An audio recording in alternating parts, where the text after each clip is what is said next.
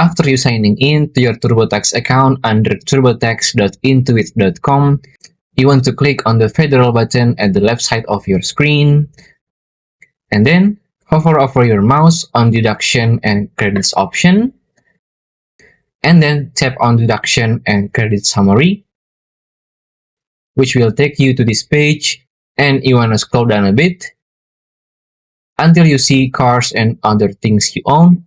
Then click on that section. On energy efficient vehicles, click on the start button besides it. From here, you may start to insert about your vehicle, but keep in mind that there are some requirements to get this credit, and TurboTax will assist you if you are eligible to get it while answering their questions.